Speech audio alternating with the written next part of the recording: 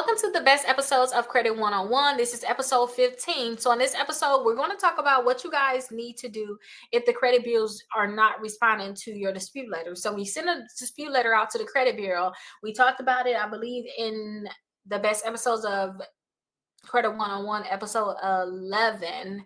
We talked about the rights. They have 30 days to respond. So if they don't respond, I have a response letter that you guys can send. I'm double checking this response letter, and I did not put an area where you guys can put your social security number and your date of birth.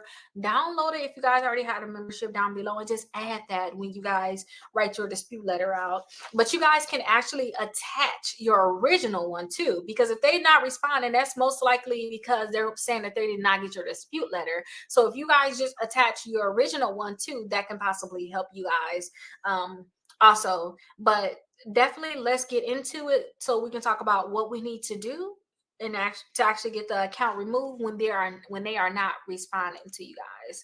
So this is exactly what we need to do. The first thing is you need to send a follow-up letter. So when they're not responding, you need to send a follow-up letter. If you did not receive a response in 30 days, you have to send this letter. As simple as that. Don't just think, oh, okay, they're just not responding, it's not going to come off. No, you need to send a follow-up letter. And I have that on the second page of this. And if you guys already had a membership, just download it down below and send this as the follow-up letter. This is what this episode was for. So I created this for you guys. And also file a complaint with the CFPB. So go to their website, file a complaint, letting them know that the credit bureaus did not respond to your dispute. And consider taking legal action. So if the credit bureaus continue to ignore your dispute, you may want to consult with a lawyer about your rights under FCRA. The credit bureaus are legally required to investigate our disputes. So if you send out a letter, again, you guys, and they don't respond, that is a good thing in a way, because I know about the credit bureaus with suing and them settling, but you have to make sure that you send all your letters certified. So that first letter that you sent out and they did not respond to it, I hope that you guys sent it certified so that you can track and see, okay, they actually did not respond. You know, they actually did get it. It's been 30 days and they have not responded.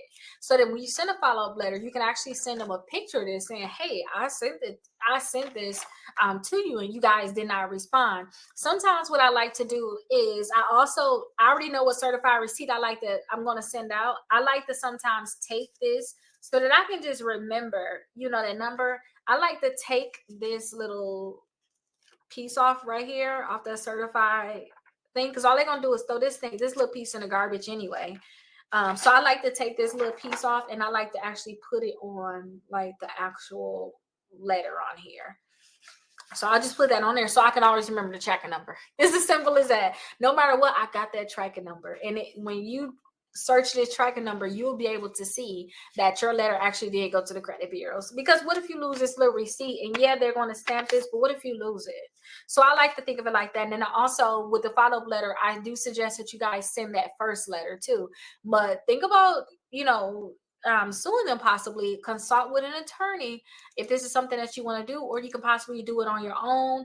I am opening up my case to you all. I don't know when you're watching this, but I am going to open up my case that I did when I sued Midland. I'm going to open that up so that you guys can see everything that I did see, everything that I mailed. You'll see all the information basically so that you guys can follow the steps, because I kept fighting with them, like Midland not even responding. So you guys can go after the credit bureaus and possibly go over after the companies too. But I had a problem with them not responding, and that was a big part of my dispute too. Like, they're not responding, and then when they did respond, it was some bogus information.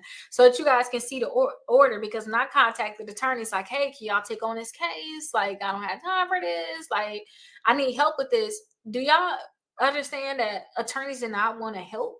They don't like to do certain cases like this. So I was like, you know what, let me go ahead and sue. So I do want to make that available for you all. If I don't have it available already, please message me. But most likely it's going to be inside of my exclusive credit membership, where I'm going to go over all of the steps. I'm going to open that case up. Maybe it'll be something totally separate too. But right now I'm thinking just inside the exclusive credit membership. I think I'm going to open it up there. So definitely check that out. But suing is huge. So I'll spend a lot of time talking about it because it may be the best solution for you, because these companies don't care about anything unless you're really suing them. And then make sure that you keep all copies of all the letters that you sent, all the emails you got, all the responses as related to your disputes.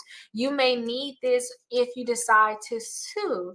All these different things can possibly be the evidence that you're going to need to show that, hey, I mailed out a dispute letter to the credit bureaus and they did not respond. And down below, this is going to be the actual dispute letter. I did not put the date of birth and social security number in the letter. You can literally write it in here if you want to at the top of your letter, just to have a greater chance of them actually seeing the letter too, because you wrote on the letter. Or right up under the date, you can actually add space and type in your date of birth and your social security number. Okay, but if they're not responding, make sure that you keep all your evidence. This guy is going to just make sure that you know the necessary steps that you need to take if they're not responding. But it's literally as simple as that, you guys. You're going to send a follow-up letter to them, letting them know they did not respond to your disputes. It's as simple as that. Send that follow-up letter to them, which is going to be this letter here. Also, you want to file a complaint with the CFPB. You may want to file a complaint with the Better Business Bureau. But to me, and let me say this, if I already send this letter and I confirm that the that the credit bureaus actually got it, I'm sending a letter to the companies too. I'm going to already continue to do that step, and I'm going to file the complaints for sure with the CFPB and the Better Business Bureau. But where I'm at now, especially after I sued Midland, I'm not going back and forth with these companies. I'm straight suing the companies. Like, that's just my mindset at this point. And that's why I'm fighting as much as I am right now to go to law school, because I realize that's really our only action. Like, seriously, that's really our only action. That's the only time that these companies are really going to listen to us, when they have a lawsuit at their door. Like, it's just sad, but that's how it really is. And if you guys have been sending certified mail and you haven't been getting the results that you want, and that account is still inaccurate, definitely look and see if an attorney can help you with this. And if the attorney don't help you, don't be ashamed about actually filing a lawsuit yourself. And you have to actually put your complaint together. But I'll show you guys my complaint. Y'all could just tweak a few things. Take out my name, put y'all company name in, put whatever court y'all in. You can change a few things. And I'll even start doing things too. I do dispute letters. I'll even show you how I change certain things in a complaint. Because that's what I did too. I copied another complaint where I saw that they sued, they settled. I was like, okay, good. That's what I need. I copied that, use it for my own. But I'm in a complaint class right now. We literally went over complaints yesterday. So now I know how I can write a complaint, like a dispute letter now. So I'm like, I'm proud of myself. But definitely do not be scared to sue these companies. It may be the best option for you, and really the only option, because nothing else is working. And CFPB may not do anything. But I'll see you guys in the next episode. Let me know if you have any questions. Make sure you guys get this guide, and the dispute letter is down below. It's over 40 plus downloads. And if you guys have a membership, just download it, you guys. You guys are going to need it. Go ahead and mail out that dispute letter, and don't be scared. I'll see you guys in the next one. And hey, welcome to episode 16 of the best episodes of Credit 101. I keep forgetting how I'm going to word this, because this is the best episodes of Credit 101. It's over 200 episodes. And if you guys are already in membership, you guys so many downloads that you can download, which is what we're talking about now, downloadables. We're talking about an actual guide that I put together that literally goes step by step on how to sue a collection company. And I am going to talk about this, but I'm going to really talk about my experience with Midland, because I still don't know, like, when I feel like I'm giving legal advice, because I just want to be real and just talk to y'all. And I don't want to feel like I'm giving legal advice. I'm just going to talk about how I sued a collection company and we settled, okay? Which is what y'all want. Y'all want to settle, okay? So that's the ultimate win. So I'm going to go over that. And you guys have the guide if you already have the membership. If you don't have a membership, you're watching on YouTube or somewhere else, it's $1 trial to get in to the membership, and it's $1 trial for 7 days. And then after that, it's $9.99, at least at the time of recording. I don't know, it could be way more, because we're talking over 40 downloads, and I made so many different things. It's definitely worth way more, because you guys can change your life off of this literally in a month. So it's amazing. But let's get into this, because it is a lot that I want to talk about and review with you guys. So when it come down to doing a lawsuit, or let me talk as if this was what I had to do, okay? Because I went through these steps too. When it came down to me suing Midland, I had to figure out like what violations that they had. So what I said that they were doing was, I said they was misrepresenting the amount of the debt that I owe, and they was failing to show proof of the debt too. Those were my two biggest things. And let me give a little bit of side detail. I don't want to make this long, so please, if y'all want more information, this is really credit, like repairing, fixing y'all credit. Go to my exclusive credit membership. You're gonna get so many videos where I'm actually showing y'all my stuff, what I mailed in and everything. Okay, you're looking at my full lawsuit because I'm gonna open it up so that you guys can see it. But misrepresenting the debt. So on Credit Karma, don't forget, y'all can see how that balance changed by $1. They kept doing that, and you, when they're putting some on your credit report, it gotta be a definite amount. They can't go, it's like 2,000 or something, but it went from 2,000 to 2001 dollars. Like, it kept going back and forth. That's misrepresented debt. So I sued because of that. And then also they failed to show proof. I sent the certified mail asking them to show how I owe money. I sent it, show me how I owe money for this debt. Y'all got it on my credit report. They never showed it, or if they did, they sent like a blanket letter. They never really sent proof.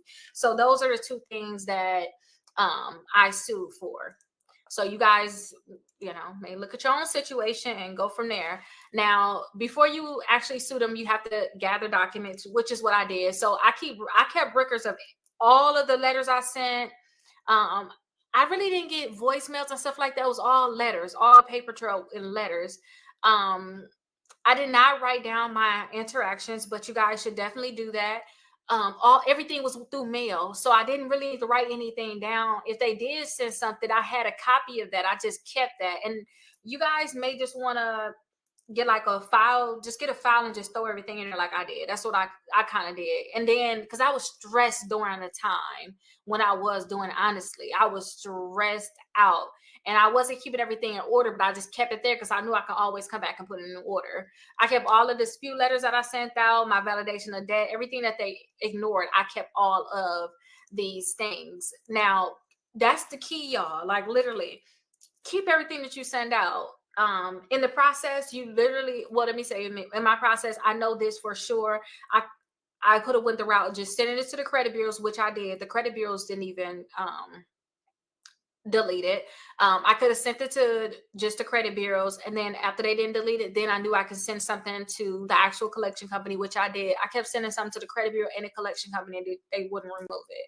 But I know that literally after 3 months, it would have been right to just go at that time. Like, hey, listen, y'all not finna do what y'all need to do. We need to sue right away. It didn't have to be a thing where I waited some. I did wait some. I didn't do it right away, in terms of suing them right away. I kept sending letters. I wanted to make sure it was definite and things like that. But seriously, after the 3 months, it really could have been on and popping because they didn't do what they need to do. Okay, so the next thing is file a complaint with the CFPB. I filed a complaint with the CFPB, and they didn't do anything. And let me say this too, being in class, because I'm in a class right now, civil litigation, where we talking about literally filing claims like this, and she's teaching me so much more, y'all. I just love this class, like how to file lawsuits, how to make sure every time I can file, like how I can write a dispute letter fast, I can write a complaint fast, I can write a lawsuit fast, like that. So that's the class that we're in. But now that I'm in her class, I'm finding out that the CFPB has way more rights.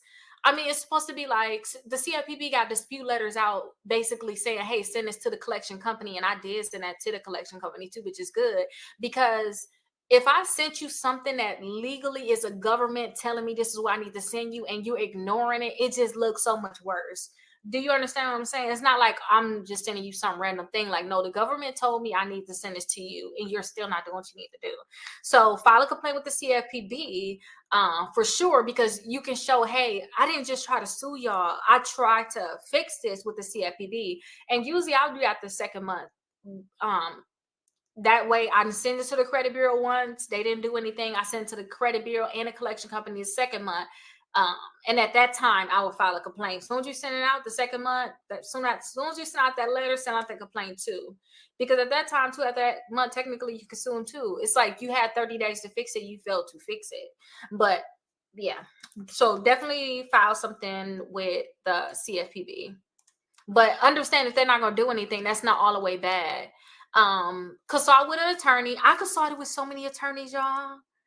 I have a list of attorneys too, and I'm going to put together a new list that I know they're doing these cases. I'm going to put together a new list that I'm going to put inside of my exclusive credit membership where I'm keeping track of these attorneys that I know really handling these cases. I'm going to try to contact them too and try to see if they can take on these. Like once you do all of that, say, hey, can you just sue for me? Because once you technically have all of that and your evidence is really there, an attorney that is skilled and know what's going on, they should be able to just sue for you. I've seen so many cases. I'm researching them like crazy right now where they can actually just go ahead and sue. But I did that and it was like, I can't help you.